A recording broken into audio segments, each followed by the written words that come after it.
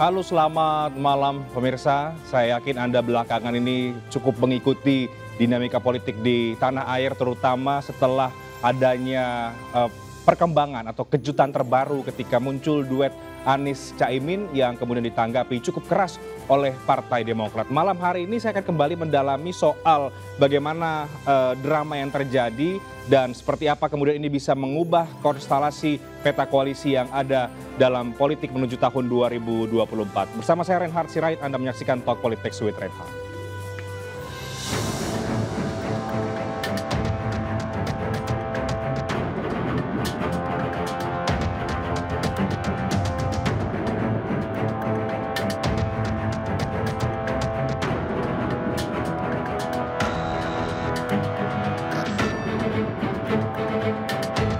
Ya, saya akan langsung membahasnya bersama dengan empat narasumber di studio dan satu bergabung lewat sambungan Zoom. Saya akan perkenalkan, ada Bang Faisal Reza, Direktur Pemenangan Pilpres dari PKB. Selamat malam, Bang. Apa kabar? Sudah deklarasi? Sudah. Aman, lancar semua? Dan juga ada Pak Syarif Hasan di sana, anggota Majelis Tinggi dari Partai Demokrat. Pak Syarif, apa kabar, Pak? Ya, selamat tidak berjumpa.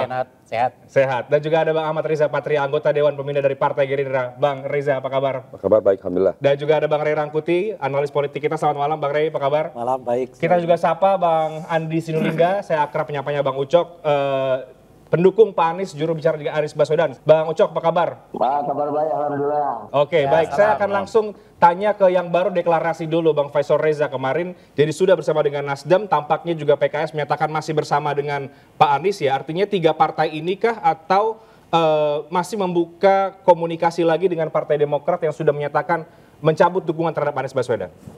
Ya, yang penting kami sudah deklarasi karena drama kemarin itu memang sesuatu yang juga sangat serius buat kita selama beberapa hari dan hampir tiap hari kami menggelar rapat di antara pengurus partai dengan DPP dengan Tanfiz Syuro, rapat diperluas di Jawa Timur, beberapa kiai dan seterusnya, malah ada beberapa yang juga kita tugaskan untuk bersilaturahim dengan kiai-kiai, meminta pendapat, meminta nasihat sekaligus juga istikharah. Oke. Apakah ini satu jalan terbaik yang harus diambil dan alhamdulillah pada akhirnya seperti yang kita saksikan bahwa tanggal 2 kemarin kami Nasdem dan PKB mendeklarasikan pasangan Anies dan Muhaimin Iskandar. Ada PKS juga, artinya masih dengan PKS ya? PKS sebelumnya mengabarkan akan hadir, tapi pada akhirnya mereka memutuskan untuk tidak hadir. Oke. Nah, setelah ada respon yang cukup keras ya Partai Demokrat karena dianggap kemudian melanggar kesepakatan dan lain-lain oleh Anies Baswedan. Apakah dari PKB dan Nasdem juga masih membuka opsi untuk mengajak bergabung kembali karena dalam politik kan biasanya sangat cair situasinya? Ya, memang kami membahas dan mendiskusikan itu, tapi belum sampai pada satu kesimpulan. Oke. Kita tunggu 1-2 hari. Yang penting deklarasi dulu begitu dan sudah selesai begitu ya. Saya ke Pak Syarif Hasan. Pak Syarif, publik tahu ada respon yang sangat keras dari Partai Demokrat dengan berbagai alasan. Jadi sampai hari ini kita bicara di sini komunikasi dengan Anies Baswedan itu juga belum terlaksana. Ya, pertama saya ingin ucapkan selamat dulu kepada PKB. Terima kasih Pak Sarif. Ini senior saya nih. Kita belajar banyak sama beliau. Nampaknya Pak Sarif ini paling tenang ya. Selamat ya. Yang kedua, kami Partai Demokrat saat ini sudah memutuskan untuk pull out dari koalisi dan tentunya kita sedang mengevaluasi semua faktor-faktor eksternal maupun internal koalisi masing-masing, kemana kita akan berlabuh, dan tentunya kami memerlukan beberapa waktu untuk healing proses sekaligus evaluasi mana yang terbaik untuk bangsa. Kami sebenarnya terus terang saja yang kami hanya mempersoalkan adalah menyangkut masalah moral etika di dalam hal exitnya Anies di dalam memenuhi komitmennya. Seandainya saja, karena ini beberapa kali kami mengatakan bahwa bagi Partai Demokrat memang betul kami mengendorse ketua umum kami untuk menjadi calon wakil presiden. Tetapi kami juga akan menerima apapun keputusan Capres Anies apabila bukan AHY. Nah, namun dengan catatan tolong dikomunikasikan kepada kita. Oke. Sampai hari ini belum ada ya Pak Syarif ya? Ya, artinya sampai dengan hari ini pasti tidak ada. Karena yang kita persoalkan ini adalah sebelum sebelum deklarasi. Nah, tolong kami diyakinkan dulu, ya kan, bahwa inilah yang terbaik untuk pemilu 2024. Inilah yang terbaik untuk bangsa. Nah, yang kami sesalkan itu adalah itu tidak ada komunikasi sama sekali. Nah, yang kedua, hanya beberapa hari sebelumnya, 2-3 hari sebelumnya, itu Anies itu ke Cikeas dan masih meyakinkan SBY bahwa deklarasi akan dilakukan dalam waktu singkat. Nah, cuma tadi Pak Rai bilang, saya pikir Anies tidak bohong karena apa? Dia bilang akan deklarasi dan ternyata benar deklarasi dalam waktu singkat. Ya.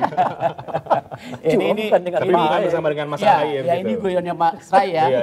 Nah, itulah yang membuat kami betul-betul sangat shock dan unpredictable, unbelievable ya.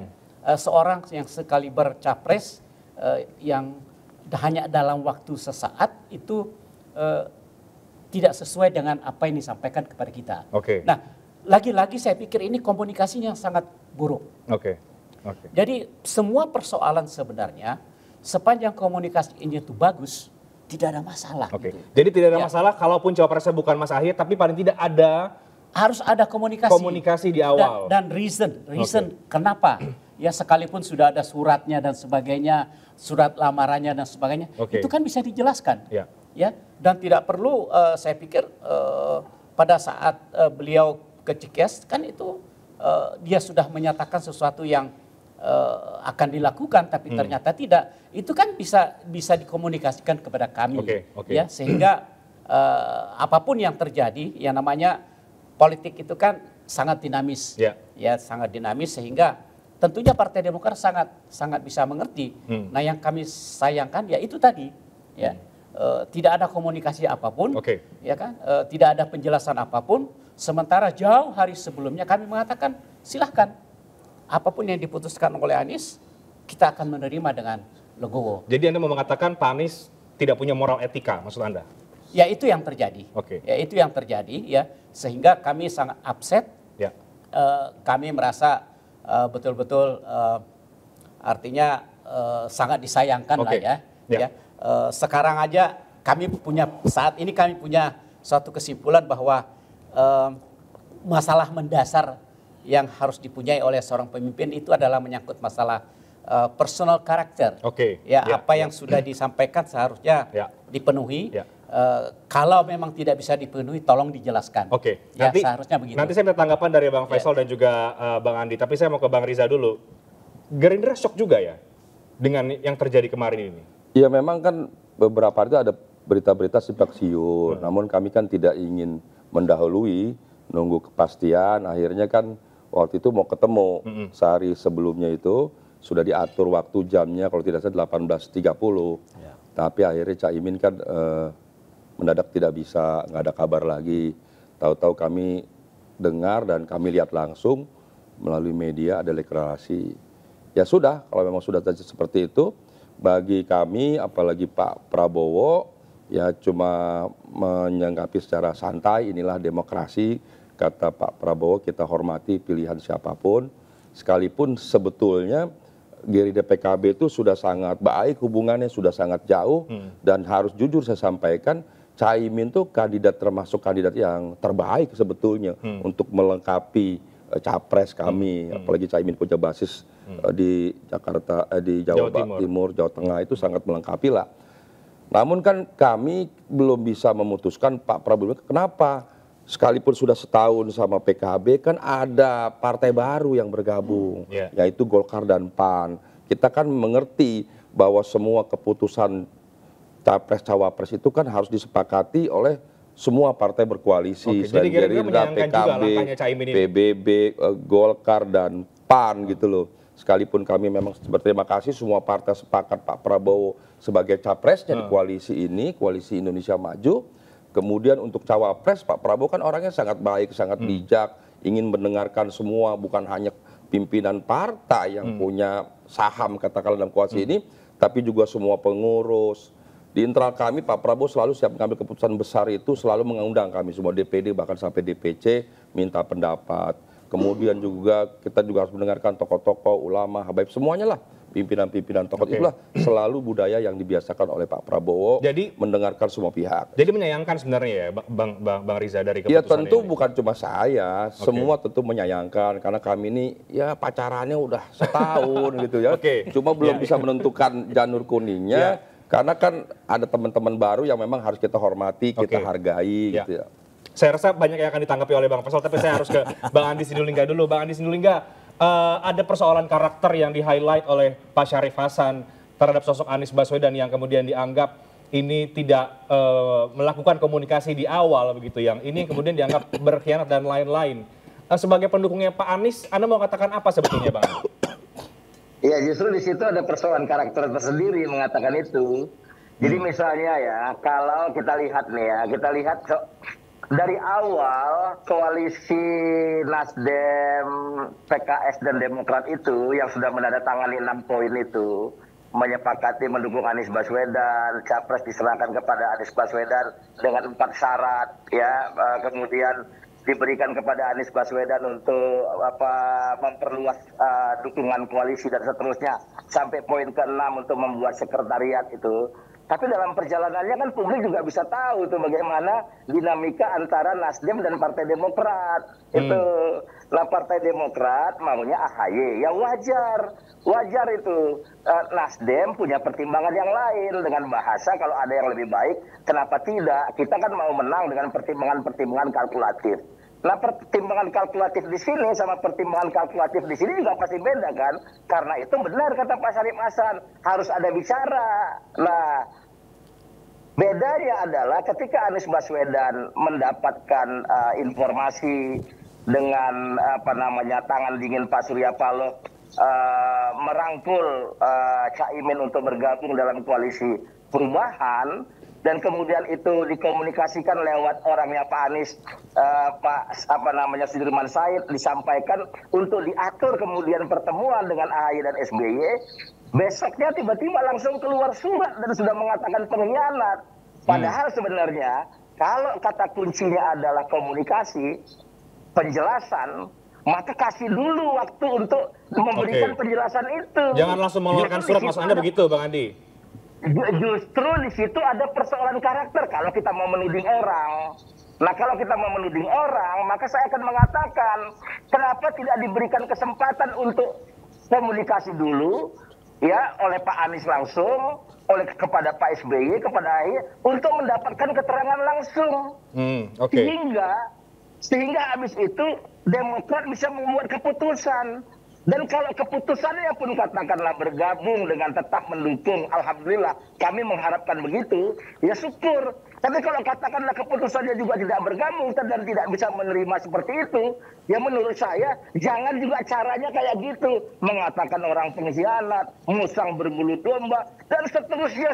Bahkan di dalam DPD 1 Partai Sumatera Utara dikatakan bahwa pengkhianat seperti Anies Baswedan itu halal darahnya. Jadi menurut saya dinamika politik biasa yang sebenarnya bisa diselesaikan dengan cara-cara yang komunikatif dan beradab itu menjadi tidak benar.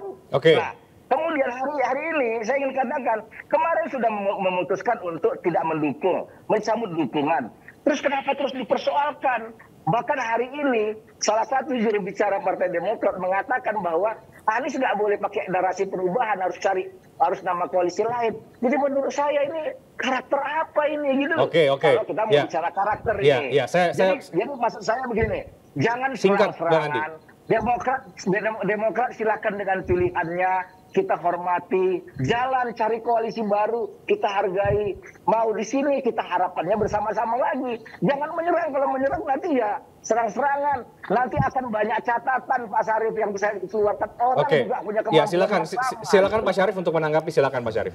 Ya memang Pak Andi mungkin tidak tahu ya bahwa sebelum kami merilis itu kami mengkonfirmasi langsung, ya sekjen kami mengkonfirmasi langsung kepada Anies yang pada saat itu baru pulang dari Surabaya atau dari mana ya, bahwa apakah betul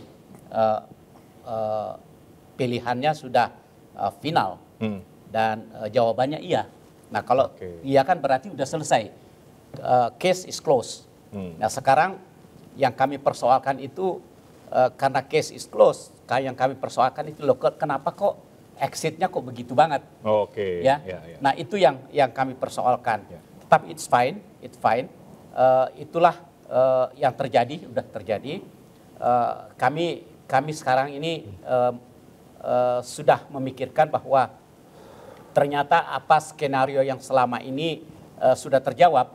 Pertama, mengapa sejak lama ini koalisi belum selalu menunda-nunda cawapresnya. Dan yang kedua, kami kan juga selalu ingin mendapatkan informasi yang akurat. Apa penyebabnya? Nah, salah satu informasi yang kuat dan merupakan rumors yang masuk ke Demokrat itu bahwa ada satu hipotesa bahwa silahkan Anies maju sebagai capres, tetapi tidak berpasangan dengan AHY. Ada informasi itu begitu ya kira-kira? Ada informasi, rumors yang demikian. Nah, ternyata rumors ini menjadi kenyataan sekarang, ya kan? Nah, lagi-lagi it's fine. Bagi kami sedang menata, melakukan evaluasi. Setelah ke peristiwa depan, kemarin. Ya, ke depan ini bagaimana? Karena jawabannya kami tetap ingin agar aspirasi masyarakat yang menghendaki perubahan itu, at least sampai sekarang itu majoritinya ditujukan kepada Demokrat agar ke depan itu ada perubahan. Dan itu insya Allah kami akan memperjuangkan terus. Dan sekali lagi tadi sudah disampaikan, memang perlu saya jelaskan Mas Rehat bahwa ide perubahan dan perbaikan itu ada awalnya dari Partai Demokrat. Dan kemudian pada saat koalisi disempurnakan menjadi perubahan dan kesatuan. Persatuan. Jadi kalau ada beberapa kader kami yang menghimbau, ya, jangan pakai nama perubahan jangan pakai perubahan.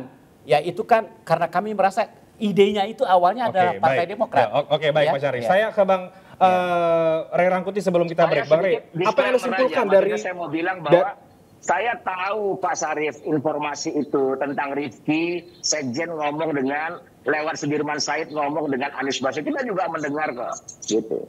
Nah, tapi sebaiknya menurut pendapat saya adalah diberikan kesempatan kepada Anies Baswedan untuk menyampaikannya secara langsung. Jangan langsung kemudian marah-marah begitu. Itu kemauan kami. Tapi kan itu sudah terjadi gitu loh. Baik. Saya harus ke Bang Ray dulu ya, Bang Anies dulu guys. Silakan Bang Ray, simpulkan dulu apa yang kemudian terjadi dari Partai Demokrat dan drama yang terjadi beberapa hari. Ya, saya nggak terlalu terkejut karena seingat saya di tempat ini tapi di ruang yang berbeda begitu. Saya udah pernah juga sampaikan bersama dengan Pak Syarif bahwa bila pertengahan Juli Anies Baswedan tidak juga mengumumkan siapa calon wakil presidennya, 80% besar kemungkinan itu bukan AHY gitu. Dan itu yang kejadian kan. Nah, yang sulit saya prediksi itu adalah Caimin jadi wakilnya, itu susah dibayangkan kan gitu. Yang kedua adalah kenyataannya nampaknya Partai Demokrat nggak punya plan B. Kalau sekiranya betul kemudian mereka nggak terpilih sebagai calon wakil presidennya Anies, apa yang dilakukan? Bersikap dengan cara apa? Mau melakukan apa? Dan seterusnya itu. Sehingga kemudian ketika kejadian itu ternyata kelihatan Partai Demokrat agak shock kan. Lalu muncullah berbagai pernyataan macam-macam dan seterusnya itu. Dan hingga hari ini belum kelihatan akan kemana, mau kemana. Dan upaya untuk melakukan katakanlah misalnya bangkit dari suasana ini belum kelihatan muncul di kalangan Partai Demokrat hingga hari ini gitu. Itu kenapa? Karena menurut saya plan B-nya nggak tersedia dengan baik gitu. Padahal kesempatan mereka menurut saya untuk tetap ya mendapat posisi sebagai wakil presiden itu kan dulu udah agak lumayan tuh. Ketika AHY ketemu dengan Mbak Puan. saya kira posisi AHY menguat sebetulnya di lingkungan perubahan. Sayangnya itu tidak di-maintain oleh Partai Demokrat. Alih-alih di-maintain yang ada adalah pernyataan lebih terbuka lagi untuk menyatakan bahwa Anies adalah calon presiden mereka, lalu membuat spanduk baliho macam-macam di berbagai tempat yang menggambarkan dua tokoh ini kan, yaitu AHY dengan Anies gitu. Ini artinya Anies baca 80% Demokrat itu nggak akan kemana-mana, jikapun nanti Cawapres yang lain. Cawapres yang lain, dan saya udah katakan juga besar kemungkinan akan diumumkan di tengah atau di ujung September saya bilang kan, karena kalau diumumkan di situ oleh Anies, kesulitan Partai Demokrat untuk melakukan manuver, dia mau kemana lagi, ujung-ujungnya akan tetap bergabung di koalisi ini. Gitu. Dan itu yang kelihatan sekarang ini mulai terjadi syukurnya itu, karena ini masih di awal September ya, sehingga Demokrat masih punya waktu setidaknya September itu menimbang apakah masuk ke koalisinya Pak Prabowo atau koalisinya Pak Ganjar. Dan itu mungkin yang tengah dilakukan ya Pak Syarif ya? Memang kasus ini bad news is good news untuk Demokrat. Ya kan? Kami menanggapi bahwa ya kita bersyukur, Demokrat bersyukur bahwa kejadiannya itu sekarang. Tidak di ujung. Tidak di ujung. Nah, apa yang terjadi kalau terjadinya di ujung? Nah, artinya sekalipun Partai Demokrat suffering, ini betul-betul shock dan kaget, tapi kita masih bersyukur. Ya, kita bersyukur dan percayalah bahwa Pak Rai bahwa kami memiliki banyak opsi. Memiliki opsi. Cuma menurut saya Pak Syarif, opsi pertamanya itu tidak lagi jadi calon wakil presiden. Oh ya, jadi tertutup. Kami banyak opsi dengan mengevaluasi posisi bargaining dari Partai Demokrat dan Mas AHY. Dan insya Allah ya yang penting adalah kami tetap membawa semangat perjuangan, semangat perubahan untuk rakyat. Nah, sepanjang nanti koalisi yang kami berlabuh kemana dan mereka setuju bahwa semangat perubahan itu ada, saya pikir itu adalah merupakan sesuatu yang positif. Jadi lagi-lagi kita juga bersyukur karena kejadiannya sekarang. Kita masih punya waktu. Masih ada waktu. Saya break dulu. Kita juga masih ada waktu. Nanti saya akan ke Bang Faisal dan juga ke Bang Riza. Masih soal perubahan nggak sih kira-kira yang akan dibawa oleh Anies dan juga Caimin atau bagaimana? Setelah jeda kami akan segera kembali sesaat lagi.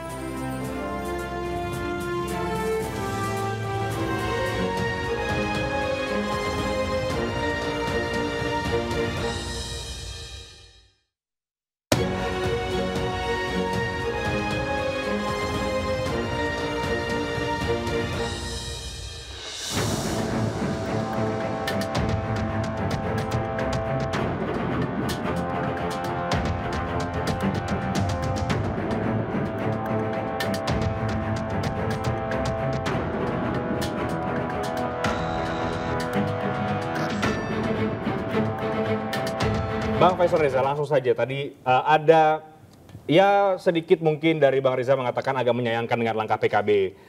Ada juga dari Pak Syarif Hasan mengkritisi juga soal sikap dari Anies Baswedan dan juga soal narasi perubahan. Sekarang Anies sudah menjadi capresnya PKB ya. Ini kan publik juga harus ditekankan sekali lagi nih, Anies capresnya PKB. Bagaimana Anda mencermati, menanggapi soal tanggapan dari Bang Riza tadi dan juga kritikan yang disampaikan oleh rekan-rekan? Ya, menurut saya kami menyadari betul bahwa Pak Prabowo itu sangat sulit memutuskan siapa cawapresnya.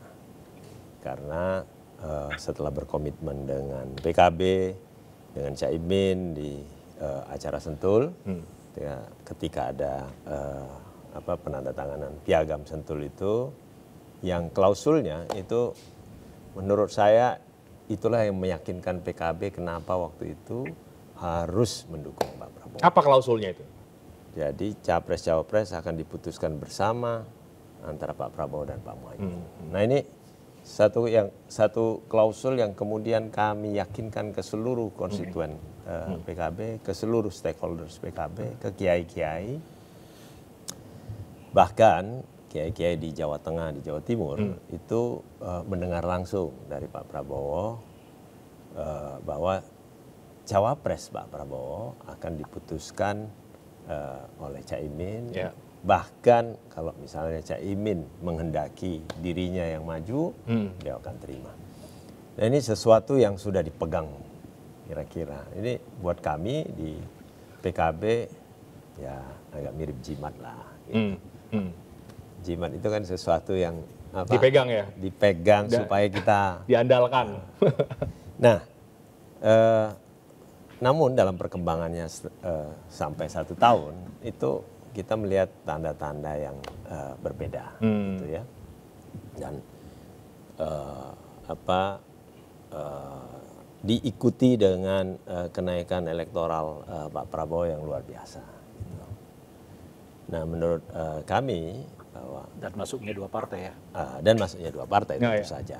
Dan sudah lama rumors terdengar. Saya kira politik kan nggak jauh-jauh dari rumors. Ada Pak Erik, ada Mas Gibran, bahkan juga ada Pak Erlangga dan seterusnya. Kita komunikasi juga sudah lama dengan Pak Erlangga, misalnya sebelum Pak Erlangga memutuskan untuk juga bergabung dalam koalisi itu. Nah, sebenarnya kita PKB tidak ingin menyampaikan hal-hal yang sudah berlangsung, Ya. Tapi menurut kami perlu kami sampaikan bahwa begitu ada pidato Pak Prabowo dengan perubahan nama soal Nama dari koalisi Indonesia KKIR Maju. menjadi Indonesia Maju, Ya. itu kemudian menyimpulkan bahwa berarti piagam Sentul sudah Selesai. tidak berlaku lagi. Oke. Kira-kira begitu. Jadi berangkat dari situlah akhirnya saya Bung manuver Faisal dilakukan ya? Itulah Bung Rehat, minta izin, saya Bung Faisal. Ini kan kalau dilihat ya, satu-satunya tokoh politik yang belum pernah ketemu dengan Cak Imin itu adalah Anies Baswedan. Di dalam skenario 2004 ini ya. Kalian sudah lama nggak komunikasi kok tiba-tiba cek aja gitu. Sebelum ini gitu. Saya jawab bisik-bisik aja. Jadi gini, Saya selesaikan dulu. Tapi dengan keputusan yang sudah diambil, justru kami melihat bahwa Pak Prabowo lebih lega, lebih punya keleluasaan, tidak terbebani oleh PKB, tidak terbebani dengan komitmen Sentul. Dengan begitu memutuskannya lebih mudah. Itulah kira-kira malah dengan popularitas yang tinggi, saya kira tidak ada kesulitan apapun buat Pak. Oke, silakan Bang Riza, bagaimana? Yang pertama betul disampaikan bahwa ada kesepakatan antara Gerindra dengan PKB untuk memutuskan bersama Capres dan Cawapres. Itu tidak salah. Dan itu pasti juga dilakukan oleh semua partai. Katakanlah Partai Pak Sarifudin dengan Partai Bung Rey. Kalau koalisi berdua mutusin bersama tidak? Pasti bersama. Tapi ketika Bung Faisal bergabung, diajak nggak mutusin? Pasti diajak. Kalau saya bergabung, diajak nggak mutusin? Pasti diajak. Itu biasa. Jadi tidak ada yang salah kesepakatan itu. Jadi kalau nggak diajak, itu nggak biasa ya gitu ya? Itu benar juga. Jadi kalau PKB dengan Gerindra tetap berdua sampai batas akhir, tentu bersama putusannya. Jadi itu tidak ada salah. Dan semua partai sama. Siapa yang punya saham punya hak untuk menyampaikan, gitu loh. Makanya dan Pak Prabowo sangat menghargai, apalagi dengan Cak Imin karena duluan. Pak Prabowo itu orangnya sangat menghormati, menghargai orang yang lebih dulu, lebih senior, lebih tua, pahlawan. Sangat menghargai. Orang baru datang dihargai, apalagi orang yang sudah lama datang. Itu sudah pasti, itu karakter beliau yang sangat bijaksana.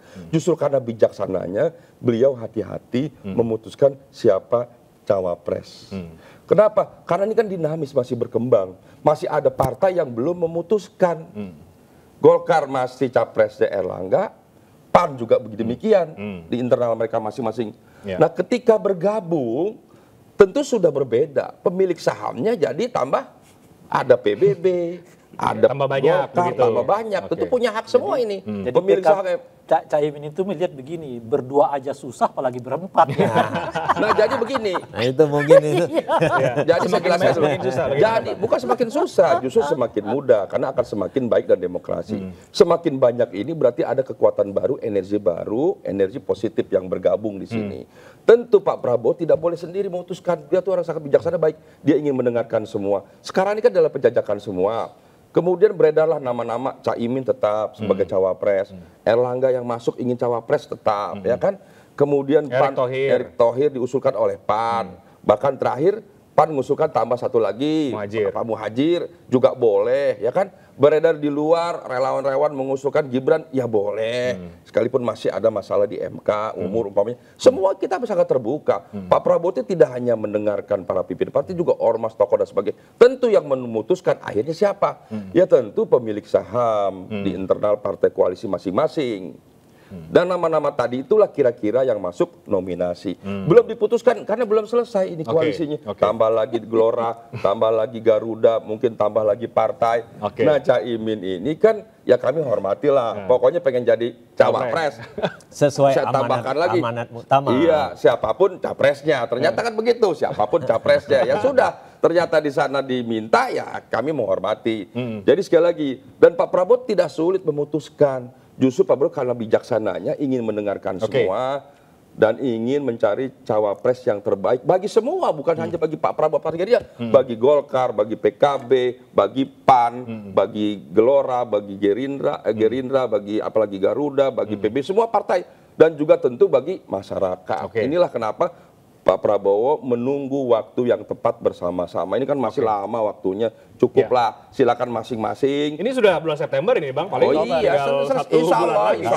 Kalau yang Nggak lain usah kan, khawatir. kalau yang pada- lain kan nunggunya 1-2 minggu, 1-2 bulan. Kalau PKB sudah 1 tahun. tahun lebih. 1 tahun itu kan orang daftarnya duluan. Kalau acara konsernya masih lama, beli tiket duluan kan tetap konsernya waktunya nanti. Gitu. Silakan Pak Syarif Ya, bagaimana? jadi sekali Itu lagi sama. Pak Prabowo itu justru sangat bijaksana, sangat baik, ingin mengakomodir, mendengarkan semua dan memutuskan tidak hanya kepentingan Pak Prabowo atau Partai Gerindra, justru kepentingan bangsa negara dan semua partai. Oke, Pak Syarif bagaimana Pak Syarif? Ada tanggapan dari Anda? Ya, kita juga ada pacarannya udah lama sekali, udah setahun lebih kita ya. Pacaran kemana-mana. Di samping daripada itu, kami juga tetap menyadari bahwa untuk menjadi seorang cawapres bagi capres tertentu, ada beberapa hal yang patut diperhitungkan. Pertama, kami tidak hanya sekedar mengendorse nama seseorang, tetapi kami juga memberikan data bahwa ini loh hasil survei dari semua lembaga survei yang menunjukkan bahwa memang nama AHY selalu berada di 4 besar, baik sebagai capres maupun sebagai cawapres.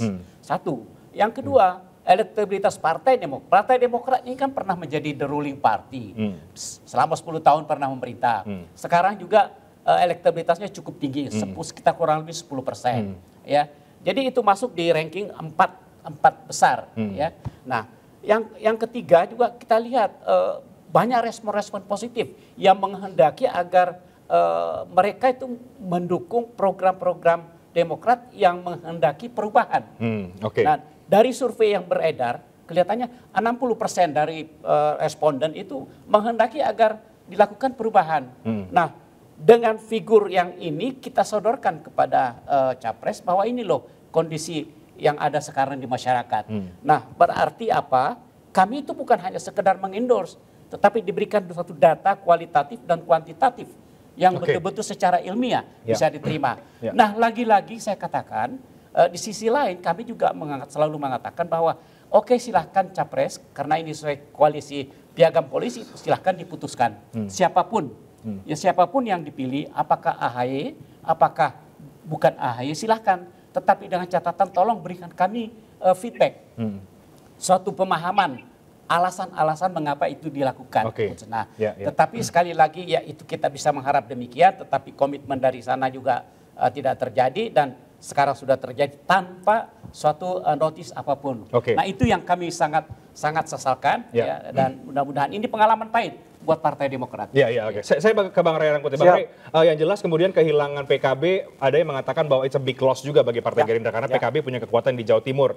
Tapi juga di sisi yang lain, duet Anies Caimin ini tidak pernah masuk dalam simulasi survei yang kemudian nama Pak Anies pun juga kalau dalam hasil survei masih selalu paling bawah. Anda melihat fakta-fakta politik itu bagaimana, Bang Ray? Iya, memang ini agak sulit menurut saya soal gabungan Caimin dengan Anies ini gitu ya. Kalaupun ada pertambahan elektabilitas Anies, dugaan saya nggak lebih dari 5%. Dugaan saya, karena ada juga yang akan keluar kan dari koalisi ini, baik dari pihak PKB maupun dari pihak Anies sendiri gitu, dengan masuknya Caimin ini kan. Dan saya nggak terlalu yakin juga dengan sendirinya Caimin mampu menjadi jangkar bagi Anies Baswedan untuk masuk ke kelompok-kelompok Islam moderat gitu. Karena salah satu mungkin kelemahan Anies itu adalah citranya yang dianggap nggak dekat dengan kelompok Islam moderat, yang sekarang kelihatan menjadi pemilih terbesar di Republik ini. Karena Islam politik seperti ini juga justru ditinggalkan oleh Pak Prabowo. Setelah 2 kali pemilu, ya Pak Prabowo relatif bergaul dengan kelompok-kelompok Islam politik ini gitu ya. Itu satu gitu. Nah, itu juga menurut saya yang kehilangannya dari Pak Prabowo, karena dengan sendirinya jangkar beliau ke kelompok Islam moderat ini hilang. Memang masih ada PAN di dalam, tapi kan asosiasi PAN ke kelompok Islam moderat itu nggak terlalu kuat kalau dibandingkan dengan PKB gitu. Sehingga dengan begitu, ya bisa saja Pak Prabowo kehilangan ini, jangkar itu, dan itu mungkin bisa diharapkan melalui siapa wakilnya nanti dari Pak Ganjar, dari Pak Prabowo. Saya kira hanya ada 2 alternatif bagi Pak Prabowo tuh. Pertama, mungkin akan mengambil Khofifah Indra Parawansa sebagai calon wakil presidennya untuk kembali membuat jangkar ke kelompok Islam moderat ini, lebih dari sekedar Jawa Timur, Jawa Tengah ya. Islam moderat kan di Indonesia ini di mana-mana begitu ya. Nah, yang kedua adalah soal kalau bukan beliau ya Gibran. Gitu. Kalau dipasangkan dengan Airlangga, saya nggak terlalu yakin karena Airlangga dengan Pak Prabowo itu di pasar yang sama. Jadi justru sekarang setelah Pak Prabowo meninggalkan kelompok Islam politik ini, lah bermainnya makin sempit gitu loh kira-kira itu. Karena bersama-sama dengan Pak Airlangga beliau di dalam corak gabungan pemilih yang sama gitu. Pun juga dengan begitu dengan PAN gitu. Oleh karena itu saya kira untuk Pak Prabowo cuma 2 nama itu sekarang yang tersisa. Jadi bukan dengan ceruk yang spesifik ya. Iya. Atau setidaknya seseorang yang Anda mau mengatakan duet Caimin Anies ini berat maksud Anda? Berat, tapi menurut saya sih PKB santai-santai aja. PKB-nya bukannya Anies ya. Kenapa? Karena menurut saya PKB politik jangan berat-berat lah. Itu dia. Dalam bayangan saya, Caimin itu kan ambisinya sederhana aja. Dari sejak beliau mimpin PKB itu mau jadi calon presiden, kalau enggak wakil presiden. Dan hari ini kejadian gitu. Kalau itu enggak diberikan Prabowo, diberikan Anies, ya kita ke Anies. Di luar menang atau enggak, lihat nanti begitu ya. Menang tuh bonus menurut saya bagi PKB. Menang tuh Pilpres tuh ya bonus. Tapi bahwa sudah ada dua. Yang pertama adalah amanat muktamar kepada pileg, amanat muktamar kepada pilpres. Nah, itu harus diusung. Betul. Jadi udah kebagian. Jadi kalau menang di pilpresnya bonus, kalaupun nggak menang tetap menang. Gitu. Saya ke Bang Andi dulu ya. Bang Andi singkat sebelum kita break. Bagaimana ini di luar soal dinamika partai ya? Sebagai pendukung Pak Anies ketika menggandeng Caimin, Anda melihat ini lebih berat atau tidak? Karena kalau tadi Pak Syarif katakan kan harusnya kalau Anies AHY dalam simulasi survei ini lumayan loh. Jadi gini, kalau misalnya Anies AHY, jadi kita ini, Go Anies ini bersama FKM, Forum Ka'bah Membangun, itu dalam koalisi KIB relawan itu. Anda boleh cek tuh, itu dukung AHY.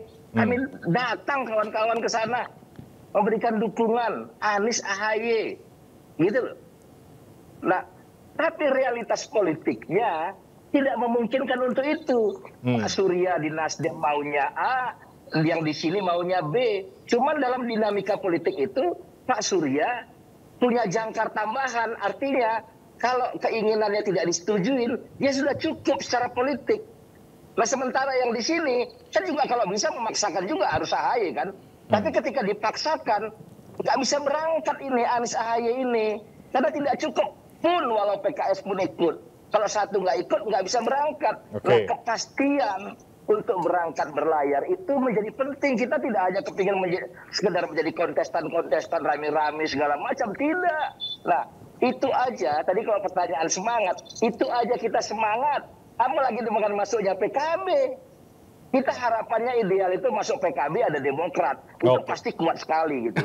Tapi dengan adanya PKB, kami yakin tetap, Anies aja kita yakin, apalagi ditambah dengan Muhaimin gitu loh. Jadi maksud saya ya, mengatakan bahwa ini tidak menang, tidak kuat, itu menurut saya itu spekulatif sekali, itu nggak enteng namanya itu. Gitu loh. Jadi, tapi itu agak enteng sama PKB, agak enteng sama pendukung-pendukung Anies itu gitu loh. Tapi dari Pak Syarif, dari Demokrat sudah tutup pintu seperti ya Bang ya, untuk ke saat ini kami pull out. Saat ini kami pull out. Kalau partai Demokrat tolong berikan kami waktu untuk melakukan evaluasi beberapa hari ke depan. Tapi Apapun yang kami lakukan tentunya mudah-mudahan ini yang terbaik. ini Bung Rehan, Ya. kalau Demokrat tetap masih bergabung juga dengan koalisi ini setelah dikeluarkan pernyataan usang, ya kan, Iya, iya. pengkhianat, tapi tetap di situ, itu nggak ada lagi ilmu yang bisa menjelaskan itu. Oke, saya break Ya. dulu. Jadi ya sekarang saya akan ke Bang Riza. Kalau sudah begini, cawapresnya ke Pak Prabowo bagaimana jadinya? Tadi kan Bang Riza juga katakan ketika PKB hilang kan berarti ada ceruk suara yang basis pemilih yang kemudian Pak Prabowo kurang di sana. Jadi sekarang menjadi tantangan yang baru. Tapi dijawabnya nanti, kita break. Kami akan segera kembali.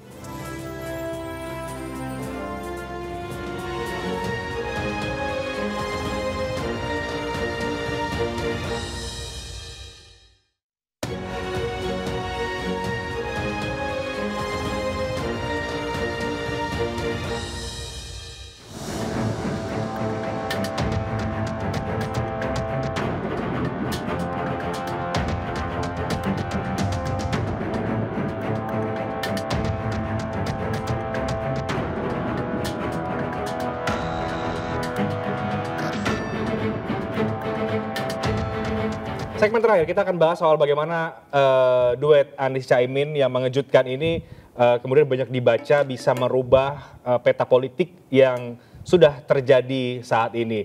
Saya ke Bang Riza dulu, berarti tadi yang disampaikan oleh Bang Ray Rangkuti menjadi tantangan lagi bagaimana suara di Jawa Timur yang tadinya mungkin sudah dipegang oleh PKB dengan Gerindra, sekarang PKB-nya lepas, Bang Riza. Ya, jadi yang pertama tentu kita sebagai partai itu punya hitungan-hitungan analisa. Kalau berkoalisi dengan partai A, bagaimana hitungannya, dengan partai B, partai C, partai D, semua sudah kita hitung. Ya. Apakah berdua, bertiga, berempat, berlima, dan semua sudah kita hitung. Dan menghitung itu tentu semua, karena Pilpres ini se-Indonesia, tentu setiap partai kabupaten sampai ke TPS kita hitung. Ya. Partai ini kan, alhamdulillah Gerindra ini kan partai terbesar kedua. Jadi kami ini tidak bermaksud mengabaikan tokoh lain. Prabowo dengan ketokohannya sudah mampu mengangkat partai Gerindra menjadi partai pemenang kedua nasional dalam waktu yang singkat. Partai Gerindra kan termasuk partai yang menengah lah baru kan dibandingin partai yang lain yang sudah 25 tahun apalagi yang lebih gitu. Jadi sudah kami hitung. Dan kami juga sudah menghitung kekuatan-kekuatan di Jawa Tengah tentunya yang menjadi basis PDIP katakanlah, menghitung juga di Jawa Timur katakanlah yang menjadi partai PKB, bagaimana partai Gerindra juga bisa menang seperti di Jawa Barat kami menjadi pemenang dan daerah-daerah lainnya itu kami. Jadi tidak ada masalah. Katakanlah berpindahnya PKB tidak masalah. Yang pindah itu kan partainya. Caimin yang menjadi cawapres. Tapi konstituen PKB masyarakat itu kan tidak serta-merta gabung begitu. Kita ini kan bukan mindahin saham perusahaan. Kalau saham perusahaan itu 50% dipindah, 50% berpindah. Tapi kalau dalam politik itu dalam kalkulasi di atas kertas mungkin dianggap berpindah atau wacana berpindah. Tapi prakteknya tidak berpindah. Kami yakin karena ini bedanya Pilpres ya. Kalau Pilpres itu yang menjadi penguat, penarik. Nah, tadi tanya Bung Reni. Ada tokohnya begitu. Tokohnya, mohon maaf, tidak mengesampingkan partainya. Itulah Pilpres dan Pilkada itu di situ hampir samanya. Makanya banyak orang Pilkada yang non partai pun bisa menang. Pilkada yang sedikit partai pun bisa menang. Begitu juga Pilpres. Namun demikian kita ini karena berbangsa bernegara, tentu kita ingin semua elemen bangsa, semua komponen bangsa itu bersama-sama. Pak Prabowo menyampaikan bangsa ini bangsa yang besar, tidak bisa diurus diselesaikan oleh 1-2 partai, tapi sedemikian semua partai yang bergabung di sini diberikan kesempatan yang sama untuk memberikan kontribusi yang terbaik. Tentu ini yang menjadi penting. Jadi kami tidak bermaksud lain dengan PKB, kami hormati pilihan PKB, sekalipun sampaikan tadi Bang Sarip ya, perginya nggak ngomong dulu. Gitu. Sebenarnya Pak Prabowo tuh orang yang paling fair, paling enak. Pak, saya izin karena begini-begini, saya izin mau jadi cawapres karena hasil muktamar. Mungkin Bapak belum memutuskan karena ada partai-partai baru, PAN, Golkar dan lain-lain. Izin Pak, saya ingin bergabung ke sini. Pak Prabowo sangat hormat, sangat senang. Tidak ada masalah begitu loh. Bukan kali pertama kan Prabowo Bukan kali pertama kejadian Anies begini. juga begitu kan? Semua siapapun ya yang meninggalkan, jangankan meninggalkan izin baik-baik, Tapi yang tidak baik pun Pak Prabowo nggak ada masalah, santai saja, dihormati, anggaplah ini demokrasi. Pak Prabowo ketika ya kan keluar dari Partai Golkar, gentle beliau, datang ke Pak Yusuf, Pak izin menghadap ketemu, ada apa? Izin Pak, saya selama di Golkar, izin saya keluar dari Partai Golkar, baik-baik hubungannya. Sampai hari ini dengan Pak JK sangat baik hubungannya. Itulah ya namanya beliau ini punya kepemimpinan, sifat yang baik, etika, moral diajarkan kepemimpinan, manajemen dan sebagainya, akhlak. Apalagi di tentara juga begitu. Pak Prabowo itu mengajarkan pada anak buahnya, prajurit-prajuritnya, dan beliau menadani kalau pergi tugas, jangankan ke medan perang, tugas pindah saja, mutasi jabatan atau musuh tugas, datangi orang tua, izin, datangi tokoh-tokoh, datangi ustadz, datangi ahli ulama, datangi habaib, semua datangi.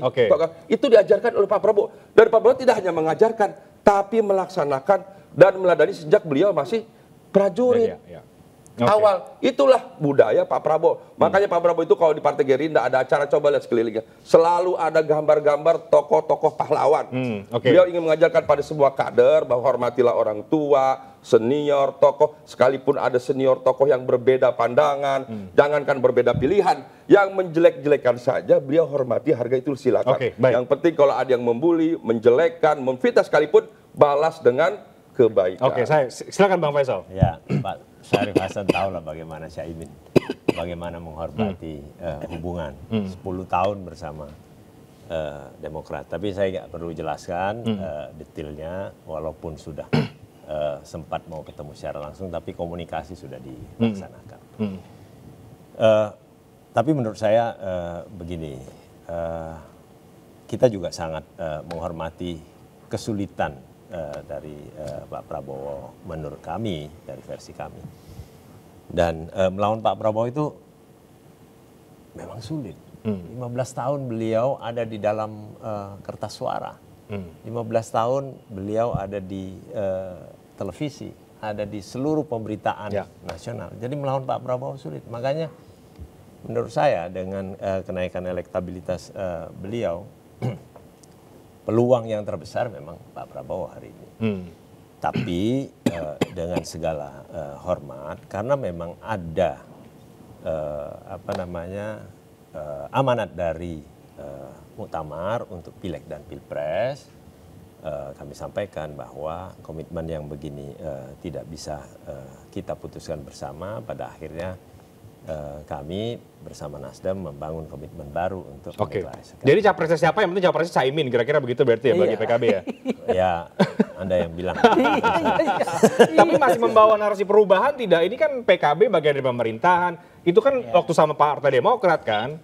Perubahan itu kan bukan sekedar kata, tapi esensi dari sesuatu yang ada di dalam batin dan di dalam pikiran masyarakat, itu yang ditangkap. Jadi masih dalam pembahasan. Masih dalam pembahasan, oke. Sebelum saya ke Pak Syarif dan juga ke Bang Andi Sidulika, saya ke Bang Ray Rangkuti dulu. Jadi ini mengacak-ngacak peta politik yang ada ya, Bang Ray Rangkuti. Anda melihat ke depan akan seperti apa dinamika politik ini? Berarti bisa lagi berubah drastis lagi atau bagaimana? Saya kira nggak ada perubahan drastis ya, karena kita udah berhitung 1,5 bulan ke depan. Misalnya ada yang menyebut akan dibentuk koalisi Demokrat, PKS, plus juga dengan P3 gitu. Itu terlalu beresiko kalau mereka membentuk koalisi baru dalam suasana yang sudah mepet seperti yang sekarang gitu ya. Oleh karena itu mungkin kita melihat siapa wakil-wakilnya setidaknya pada dua capres yang ada sekarang, yaitu Pak Ganjar dengan Pak Pak Prabowo. Gitu. Nah, penentuan yang menarik menurut saya di Demokrat. Kalau saya baca sih petanya kelihatan rumit juga di mereka gitu. Kalau saya baca Pak SBY kelihatan kecenderungannya ke partai ke Gerindra ataupun koalisi dengan Pak Prabowo gitu. Tapi kalau saya baca AHY kelihatan beratnya ke PDI Perjuangan ataupun ke Ganjar gitu. Nah ini mungkin akan menjadi satu pergelutan yang cukup panjang di internal Demokrat nanti. Kira-kira kemana mereka akan berlabuh? Apakah kepada Pak Prabowo atau juga kepada Pak Ganjar gitu ya. Nah itu yang yang menarik ini kalau saya tadi menutup kalau Pak Prabowo itu saya kira cuma dua Meskipun ada 5 nama, 6 nama, tapi yang paling mungkin bagi mereka itu tinggal 2 nama gitu. Pertama adalah Ibu Khofifah yang paling mungkin dilirik, tapi itu juga menurut saya dilirik oleh Ganjar Pranowo gitu ya. Ibu Khofifah. Apakah itu karena Caimin sudah menjadi cawapresnya Pak Anies? Atau bagaimana? Kalau Ibu Khofifah itu sejak dari awal saya mengatakan akan dilirik oleh Ganjar Pranowo dan seterusnya gitu ya. Karena setidaknya menurut saya ada 3 tuh di Ibu Khofifah itu. Pertama ya tentu Jatim ya, kemudian adalah NU, dan yang ketiga adalah perempuan gitu. Dan itu cukup menarik ya 3 kelompok ini untuk bisa bergabung kepada siapapun nanti dia menjadi calon wakil presiden, dan relatif kalau itu diambil juga akan bisa menyusutkan suara Caimin di basis-basisnya, di basis-basis di Jawa Timur maupun di Jawa Tengah, plus juga di kelompok yang disebut dengan Islam moderat yang kita sebutkan itu tadi gitu ya. Nah yang menarik ini adalah di Ganjar karena saya kira nggak terbuka, dia terbuka begitu luas siapa yang bisa jadi wakil presidennya gitu, masih sangat mungkin gitu ya. Nah oleh karena itu dia kelihatan memang agak slow, nggak terlalu terburu-buru untuk menetapkan itu. Yang penting ngejar dulu kepada Pak Prabowo sejauh apa gitu. Dan di tengah-tengah seperti itulah menurut saya nggak akan ada lagi lonjakan-lonjakan. Lonjakan terakhirnya itu adalah berpindahnya Caimin ke Anies Baswedan. Itu yang tak terbayangkan oleh kita karena itu seperti minyak dan air gitu ya. Dan ketemu di dalam politik. Dan memang hukum politik nggak mengenal hukum alam kan. Di hukum alam minyak dan air nggak bisa ketemu, di politik bisa dipersatukan. Jadi siapa yang diuntungkan dari drama yang terjadi beberapa hari terakhir ini Bang Rey? PKB. PKB yang karena tiket cawapres itu akan didapat tiket gitu ya? PKB dan mimpi Pak Caimin sejak ia memimpin PKB itu hari ini terwujud. Saya ke Pak Syarif, tidak lengkap kalau saya tidak menegaskan kembali. Kemudian kalkulasi ke depan akan seperti apa? Meskipun masih tahap belum berpikir ke arah sana katanya, tapi saya yakin dalam politik tentu itu sudah dipikirkan kalkulasi ini akan seperti apa, karena mungkin 1 bulan lagi ini akan terus bergulir. Ya memang Pilpres, perlu saya tegaskan bahwa Pilpres sama Pileg ini sesuatu hal yang berbeda ya. Kalau di Pileg itu banyak didominasi oleh peran daripada partai. Kemudian kalau di Pilpres itu rakyat lebih banyak melihat kepada figur calon presidennya. Nah, pengalaman kami juga mengalami pada tahun 2004 pada saat SBY itu maju sebagai yang pertama kali sebagai presiden dipilih langsung. Pada saat itu memang dukungan partai sangat kecil. Tetapi karena figur Pak SBY yang memiliki integritas, moral, dan komitmen terhadap semua persoalan, sehingga rakyat melihat bahwa inilah calon pemimpin. Nah itulah yang membuat Partai Demokrat tetap komit bahwa bagaimanapun juga kita ini kan harus memilih pemimpin yang betul-betul memiliki moral dan etika yang komit terhadap persoalan yang seharusnya kita jalankan. Nah karena Partai Demokrat sekarang sudah mengalami hal yang tidak kita inginkan selama ini, maka tentunya bagi Partai Demokrat sekali lagi saya katakan ini adalah sesuatu hal yang positif karena kami bisa mengalami saat ini, sehingga kami memiliki waktu untuk recovery, kami bisa memiliki waktu untuk evaluasi dan kemana arah Partai Demokrat akan kita bawa. Dan karena memang sesuai dengan undang-undang kita kan harus menjadi peserta pemilu Pilpres. Ya, kalau tidak kita nggak bisa mendukung ya. Tapi benar tidak Pak Syarif, apa kata Bang Rey tadi, ada kemungkinan nih 2 ini, Pak SBY lebih ke Pak Prabowo, Mas AHY lebih ke PD Perjuangan. Masih banyak kemungkinan yang kita bisa lakukan. Mana yang terbaik tentunya tolong kami diberikan waktu karena ini kan baru kejadian 2 hari yang lalu, jadi lukanya belum sembuh ya. Luka. Artinya kadang-kadang kita menganggap bahwa kami bisa memaafkan tapi tidak bisa melupakan. Ya. Nah ini tentu ini perlu bagi kami untuk melakukan healing proses sehingga apapun keputusan yang kami lakukan itu adalah yang terbaik untuk bangsa. Karena apa? Karena aspirasi 60% rakyat Indonesia menginginkan perubahan itu betul-betul saat ini diemban oleh Partai Demokrat. Dan itulah yang kami bawa di partai di mana di koalisi sebelumnya, Koalisi Perubahan dan Kesatuan. Mudah-mudahan itu bisa terlaksana dan ternyata itu juga kandas. Mudah-mudahan kami bisa membawa misi itu kembali dimanapun kami akan berlabuh. Koalisi dengan P3 dan PKS itu Anda juga meyakini itu tidak mungkin terjadi? Saya tidak bisa mengatakan tidak mungkin terjadi, tapi itu mungkin bagian dari beberapa opsi.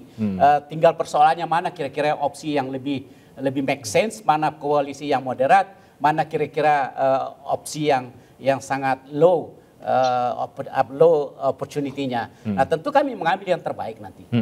Bahwa kemudian kita tahu ada komunikasi antara Mbak Puan dengan Mas Ahaye itu tidak menjamin bahwa prinsipnya komunikasi harus kita bangun. Dengan kita berkomunikasi, kita kan semakin banyak menyatukan persamaan. Dan sekali lagi komunikasi ini penting. Mudah-mudahan tidak terjadi lagi. Ya, komunikasi yang sebelumnya dengan koalisi kami yang terdahulu kok sekarang kok mandek ya, tidak terjadi. Nah, seharusnya apa yang kami bina sekarang bahwa komunikasi antar partai dan tokoh-tokoh partai politik harus selalu intens. Apalagi kalau sudah kita memiliki komitmen tertentu. Nah, ini harus lebih diintensifkan. Nah, dengan demikian insya Allah ke depan kita akan bersama-sama menatap masa depan Indonesia yang lebih bagus. Oke, Bang Ucok, jadi bagi Pak Anies sekarang tinggal fokus bagaimana bersama dengan Caimin ya untuk memenangkan suara hati masyarakat. Tidak perlu lagi ada komunikasi dengan partai-partai, khususnya Partai Demokrat misalnya untuk menjawab beberapa hari yang lalu kejadian. Jadi Pak Anies, Caimin dengan Nasdem, PKB dan PKS dan relawan-relawan. Tinggal ke depan ini kerja. Udah aja. Oke, jadi tinggal fokus ke sana lagi ya? Tidak ada lagi kemudian? Ya, seperti tadi itu sahabat saya Ariza itu. Dia kerja, komunikasikan arah yang dia mau. Itu hebat tuh. Oke, baik. Terus terang, saya ingin mengatakan 30 detik ya. Kagum saya buat PKB dan apa namanya Gerindra. Ya, punya banyak alasan untuk menuding satu sama lain saya kira. Di antara Caimin, Gerindra dan Prabowo dengan Caimin. Tapi saya melihat bahasanya tingkat tinggi semua itu. Dan menurut saya itu penting ya, bagus. Itu bentuk kematangan dalam berpolitik saya kira itu. Perlu kita tiru itu. Anda mau mengatakan Demokrat tidak demikian maksud Anda Bang Andi atau bagaimana?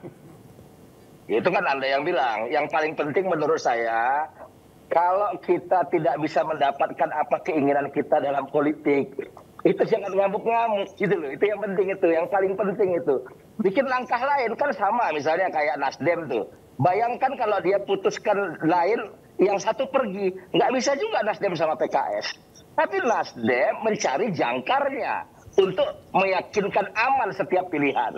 Nah yang lain juga harusnya begitu. Kalau mau memaksakan apa yang dia punya, cari jangkarnya. Sehingga kalau ada yang lari, ini tetap utuh. Nah di situ baru bisa dipertanyakan Anies Baswedan ada di mana. Gitu loh. Baru bisa ada pertanyaan itu, baru bisa ada adjustment seperti itu. Tapi ini kalau dipaksakan, satu aja tidak ikut, itu nggak bisa running itu untuk bisa ikut dalam kontestasi. Nah itu problem yang menurut saya juga harus dipahami. Nah kalau bicara soal moral, karakter, ini segala macam, udahlah kita politisi semua ini terlalu banyak bias-bias yang kita lakukan itu, yang sering sekali tidak senyatanya antara yang kita sampaikan dengan kita lakukan. Cuman kan maksudnya ini kan ruang publik, nggak perlu dibuka sampai dalam seperti itu. Ya Pak SBY hebat. Kita mendukung Pak SBY juga 2 kali. 2004 dan 2009. Jadi catatan rekam jejak saya itu ada di situ. Ada di dalam sebuah buku jejak-jejak pemilu tahun 2024 ditulis oleh DNJA, diterbitkan oleh Elkis Jakarta. Itu ada catatan kita gitu loh.